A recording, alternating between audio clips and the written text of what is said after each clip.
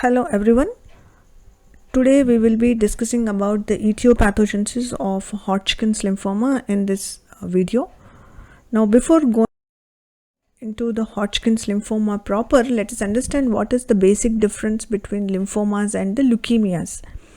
Now in the lymphoma, the tumor cell is a lymphocyte. So we have a tumor cell proliferation in the lymph nodes. So initially the tumor cell proliferation starts in the lymph nodes, and then it involves the other organs like the spleen, bone marrow, thymus and mucosa associated lymphoid tissues. Whereas in the leukemias, the tumor cell is hematopoietic precursor cell, and here the tumor cell proliferation starts in the bone marrow. So from the bone marrow, these cells, they are spill over into the circulation and they enter into the circulation. So the difference is in the site or in the organ where the proliferation starts. Here it's only the lymphocytes which are proliferating in the lymph nodes. Here it is hematopoietic precursor cells which are proliferating in the bone marrow. Initially they thought that lymphomas and leukemias are two different entities. But now they have understood that there is some relationship between them, because lymphomas in the later stages, we have a spillover into the blood that leads to leukemias, and leukemias in the later stages, they involve the lymph nodes. So there is some relationship between lymphomas and the leukemias also. They are not entirely different entities. Now coming to the lymphomas, they are broadly classified as Hodgkin's lymphomas and non-Hodgkin's lymphomas. Now Hodgkin's lymphomas, they are of B cell origin and they have the Reed-Sternberg cell, whereas the non-Hodgkin's lymphomas, they are again classified depending upon the cell type into the B cell type of the lymphomas, and you have the T cell types.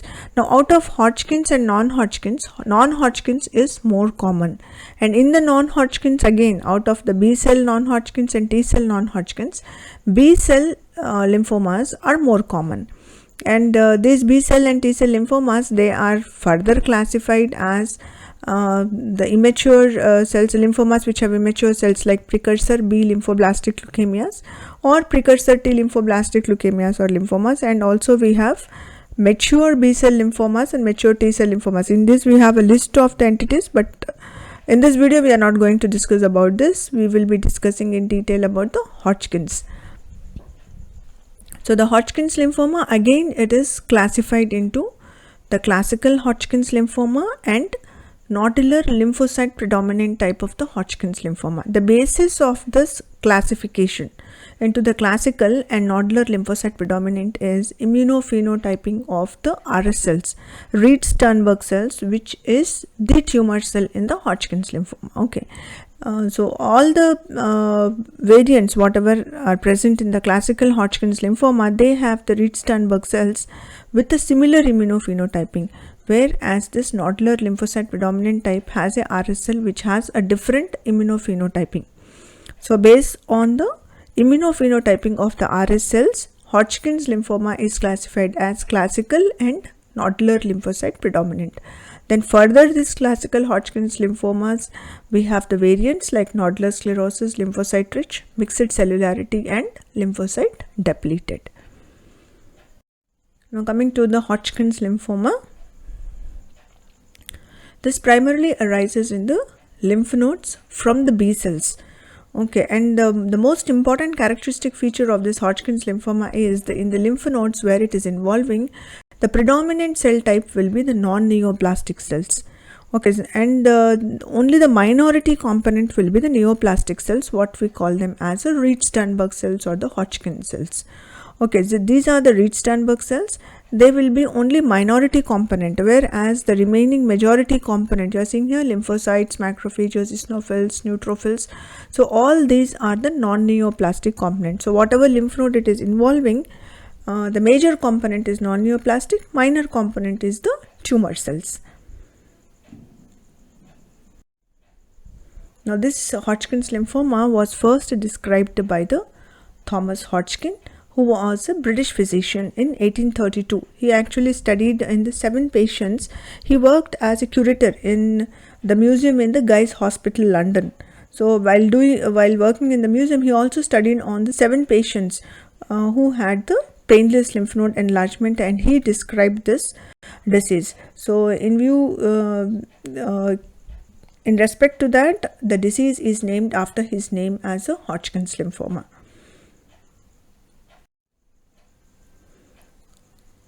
Now the Hodgkin's lymphoma, already I told you, it has been classified as classical and nodular depending upon the immunophenotype. So this classification of further all the variants, it depends upon the types of the RS cells, the lymph node architecture and composition of the non-neoplastic reactive infiltrate. So type of the RS cells, as I told you, difference is immunophenotype in between these major types, classical and nodular lymphocyte predominant, whereas in the classical type, in all these variants also we have the RS cells which have the different morphology. The morphology might be different, but immunophenotyping is similar in the classical Hodgkin's lymphoma.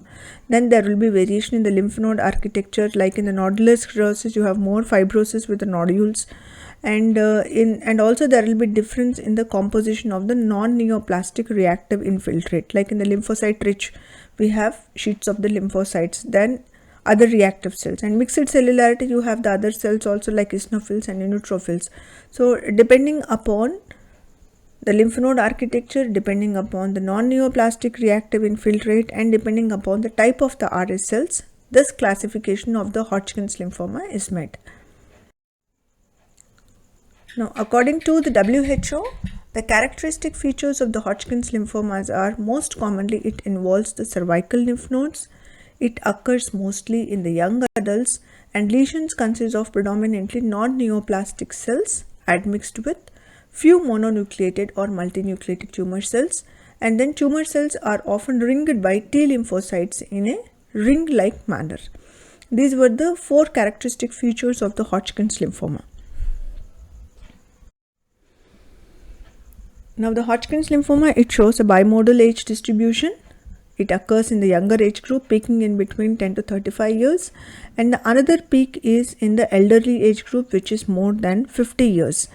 Incidence, the sex incidence is same in both men and the women if it occurs in the younger age group, whereas in the elderly age group it's more common in the men than in the women. Now coming to the pathogenesis, the most common cause was Epstein-Barr virus infection. It's environmental. Possibly the infectious agent is Epstein-Barr virus. So when the infection occurs, there will be activation of the transcription factor NFK beta in the B cells. Now this activation of the NFK beta, it prevents the apoptosis of the crippled germinal center B cells that cannot express the immunoglobulins. So, and this will acquire further mutations and they develop into the Reed-Sternberg cells. So the germinal center, the cell of origin is crippled germinal center B cells which cannot express the immunoglobulins, which are converted into the tumor cells, that is Reed-Sternberg cells. Now NFK beta is nuclear factor kappa light chain enhancer of activated B cells. We'll see how it occurs. So this is a normal mechanism. What happens is, the normal B cell, it has immunoglobulin which is expressed on the surface, or this is also called as a B cell receptor. Now whenever there is a viral infection, there will be somatic hypermutation and Ig class switching. Somatic hypermutation means it is just an immune mechanism by which these B cells will be able to identify the new antigens. There are different types of the antigens, so it has to modify the antibodies which will attack the antigens. So to attack the new antigens, there will be some changes. So that is a somatic hypermutation. It's an immune mechanism by which these B cells will be able to identify the new antigens. This, it occurs by doing Ig class switching. Ig class switching means the B cells which will be expressing IgM, they start expressing IgG. So there is a change in the antibody expression.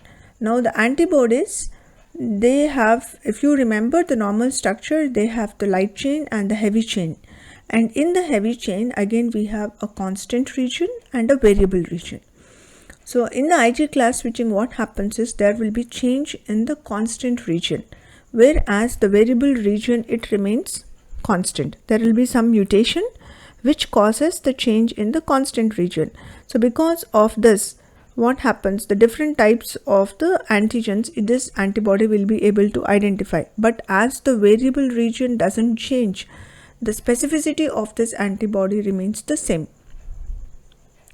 So that what we call it as Ig class switching. This occurs because there will be lysis at the heavy chain locus in the chromosome. You have a heavy chain locus in the chromosome, a part of it which will be lysed by the DNA enzymes, and this part is removed and the adjacent genetic segments, they will recombine. So we have a new genetic segment which will be producing the heavy chain, a part of the heavy chain. So we have a change in the heavy chain. That is what we call it as hypermutation, which leads to change in the immunoglobulin. So that is Ig class switching. So if these mutations that lysis and recombination, if it is a favorable type of the mutations, we have the B cells which will be expressing the effector antibodies, that's also called as high affinity B cell receptors. Now these B cells, they either differentiate into memory B cells or they differentiate into the plasma cells, which will be producing lots of antibodies to combat the antigen. Whereas similarly, if this mutation which is occurring, it is unfavorable, then what happens? The B cell, the resultant B cell, it will have low affinity B cell receptor, or it will not express the antibody at all. So these B cells which have the low affinity B cell receptors, they will undergo the fast mediated apoptosis and they disintegrate. But in the case of the Epstein-Barr virus infection, what happens? These low affinity B cell receptors which should undergo the apoptosis, they get infected by the EBV virus, undergo some genetic changes and transforms into the Reed-Sternberg cell, which is the tumor cell. Okay, so this is the mechanism. That's what I was telling. The cell of origin is crippled germinal center B cell, which actually has to undergo apoptosis, but it gets transformed into the RS cell.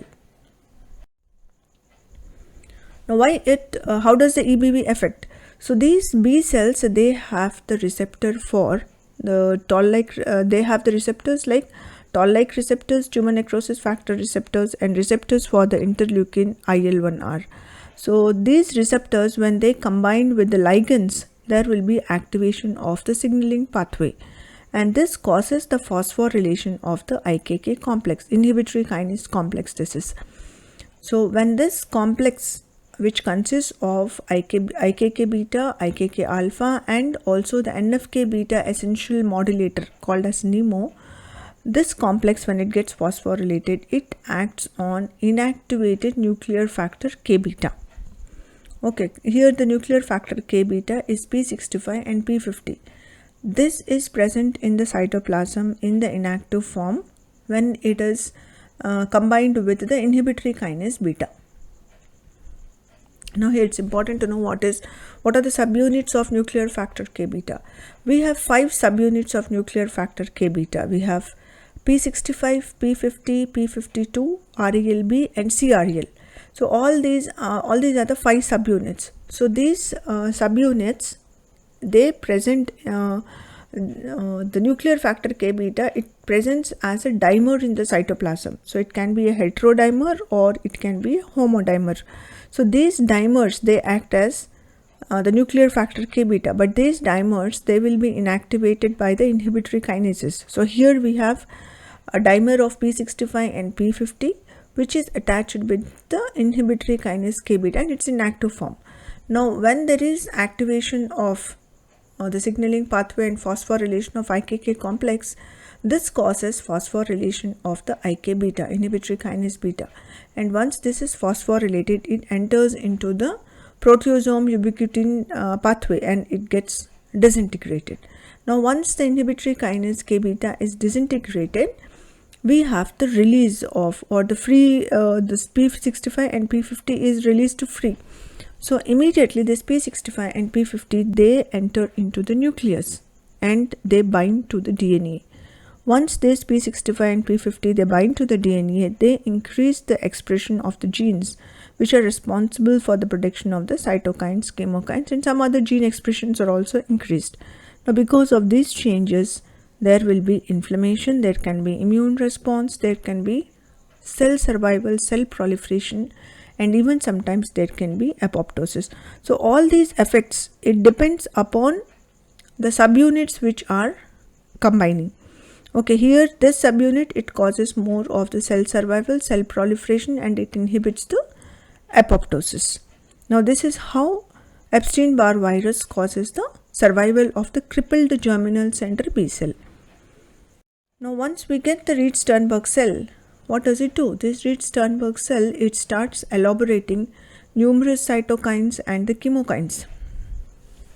Okay, so cytokines, we have interleukin 5, 10, macrophage colony stimulating factor. We have chemokines like CCL5, CCL20 and CCL22. Because of all this, they will be attracting the other inflammatory cells like lymphocytes, macrophages and granulocytes.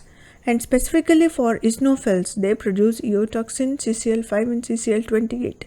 Because of this, they attract the eosinophils. Along with that, these Reed-Sternberg cells, they also produce the galectin-1, which is an immune modulator, and because of this, it will escape from the tumor immunity. Okay, so Reed-Sternberg cells, once they are formed, they elaborate the cytokines, the chemokines and the galectin. These three are very important for its survival. Now what does the galectin do? The galectin, which is produced by this Reed-Sternberg cell, it actually suppresses the inflammatory activity. Now the Reed-Sternberg cell will produce the cytokines which will attract all this inflammatory cells towards them. But what it also produces the galectin, which will suppress their inflammatory activity. Like the galectin affects the macrophages, which will reduce the synthesis of nitric oxide synthase and increased arginases. On the mast cells, it produces the decreased degranulation and recruitment. It acts on the neutrophils, which causes the decreased activation, chemotaxis and extravasation. It acts on the eosinophils, which causes the decreased survival, infiltration and the migration. Whereas on the dendritic cell, it increases the differentiation of the IL-27 producing tolerogenic dendritic cells. Then on the B cells, it causes increased pre-BCR signaling, and on the T cells, it causes the apoptosis of the helper Th1 cells and Th17 cells. And whereas expansion of the T regulatory cells, it causes increased differentiation of T regulatory cells, enhancing IL-10 and IL-21 production. Okay, so in this way, RS cells attracts the inflammatory cells, and simultaneously it produces the galectin, which will reduce their inflammatory action so that RS cell can escape from the tumor immunity. So it promotes the tumor immune escape also. Now, but these inflammatory cells, what has come near the RS cells like eosinophils and the T cells, they are essential for its survival and proliferation. Now, how does they do that? They express the ligands that activate the receptors, CD30, CD40 receptors found on the RS cells. There are many other receptors and ligands also. Important is CD30 and CD40 receptors found on the RS cells. Now, when the ligands combine with the receptors on the RS cells, they activate the nuclear factor K-beta signaling pathway. And then similarly, it causes the cell survival and cell proliferation. So in this way, the inflammatory cells which are coming there, they are helpful for the RS cells for the further survival and the proliferation. That's why it requires the inflammatory cells. Okay, the RS cells are aneuploid and they have diverse clonal aberration, out of which the most common is gain in the REL proto-oncogene on chromosome 2p. Now, as I told you, all these inflammatory cells which come here because of the cytokines and the chemokines, they are essential for the RS cell proliferation. How does it do that? Now, as I told you, it attracts the eosinophils by secreting IL-5, CCL5 and CCL28. Now, once the eosinophil come here, it has the ligand, CD30 ligand, which combines with the CD30 receptor on the RS cells. Now, this combination, it activates the nuclear factor K-beta signaling pathway. Similarly, on the mast cells, it attracts to CCL5. It also has the ligand for the CD30 receptors. So again, there is activation of NF-K-beta pathway. And with the CD4 T helper cells, it attracts by the chemokines and it has the ligands which have the receptors on this RS cells, so that again the receptor and the ligand combination, it activates the NF-K beta, nuclear factor K beta signaling pathway. Similarly, for the neutrophils also we have the ligands and the receptors, but once this ligand and the receptor combine, the neutrophils, they get activated and they start producing the nerve growth factor, NGF secretion, and this NGF secretion, it activates the tropomyosin receptor kinase A, which is present on the RS cells. So this TRKA, when it is stimulated by the NGF, it produces, the RS cells produce the galectin. Now the galectin causes expansion of regulatory T cells and inhibition of the cytotoxic CD8 plus T cells. Now these regulatory T cells, even these regulatory T cells, they produce IL-10, which has inhibitory effect on the CD8 plus T cells, cytotoxic T cells, and also they have the programmed death ligand, which is present on the RS cells. To that, the receptors are present on the cytotoxic CD8 plus T cell. So when this combination occurs, again there is inhibition of the CD8 plus T cells. So in this way, the CD8 plus T cell is inhibited by the galectin which is produced by the RS cells, IL-10 which is produced by the regulatory CD4 plus T cells, and also by combination of this programmed death cell ligand in combination with the receptors on the T cells. Then another important factor is it starts producing the tumor necrosis factor alpha and TGF beta, which attracts the fibroblasts. So these fibroblasts, they produce eotaxin and CCL5, which further attracts the eosinophils. Now any of the combination, the receptor and the ligand, what happens is there is activation of the nuclear factor K beta, which causes the cell survival and proliferation. Now this is the pathway which gets activated when you have the combination of the CD40 ligand or CD30 ligand with its receptors. Now once we have a ligand and the receptor combination, there will be activation of the nuclear factor K beta inducing kinase NIK. Now once this is activated, there is phosphorylation of the inhibitory kinase complex. Here we have 2-IKK alpha. So this complex gets phosphorylated, and once it gets phosphorylated, it phosphorylates the P100 protein. Now this P100 protein is a precursor for P52 protein. Now once there is a phosphorylation of P100 protein, it modifies into P52. So here we have a nuclear factor which is a heterodimer containing RELB and P52. So this heterodimer, once the P52 is formed, immediately it translocates into the nucleus and then it binds to the DNA. Once it binds to the DNA, it causes the increased expression of certain genes which are responsible for the production of cytokines, chemokines, and other gene expressions, which again lead to, as I have already told, that leads to the inflammation, immune response, or it can lead to cell survival, or it can lead to the cell proliferation, or it can cause the apoptosis. So this is a non-canonical pathway which we see when you have the combination of the CD30 or CD40 ligands on the inflammatory cells with the receptors which are present on the crippled germinal B cells. The initial pathway which is activated by the Epstein-Barr virus, we call it as canonical pathway, and this one we call it as non-canonical pathway. Okay, so this is the summary how the RS cells, the tumor cells, are formed and how they proliferate. So Hodgkin's lymphoma, it arises in the lymph nodes and it is composed predominantly of non-neoplastic cells and minority of the neoplastic RS cells. Now the main etiological factor is Epstein-Barr virus. There can be some other environmental factors also, but the chief factor is Epstein-Barr virus. The Epstein-Barr virus infection, it causes activation of transcription factor NF-K beta through canonical pathway. This activation prevents the apoptosis of crippled germinal B cells, which are transformed into Reed-Sternberg cells. Once the Reed-Sternberg cells are formed, they produce cytokines, chemokines, and the galectins, which attract the eosinophils, lymphocytes, macrophages, and granulocytes. Now these inflammatory cells which are attracted here, they again have an interaction with the RS cell and they activate the transcription factor NFK beta through non-canonical pathway. This leads to survival and the proliferation of the tumor cells. This is the procedure by which the RS cells, the tumor cells, they survive and proliferate. So thank you friends for listening patiently, and in my next video I'll be talking about the types of the RS cells and about the variants of the Hodgkin's lymphomas. Thank you.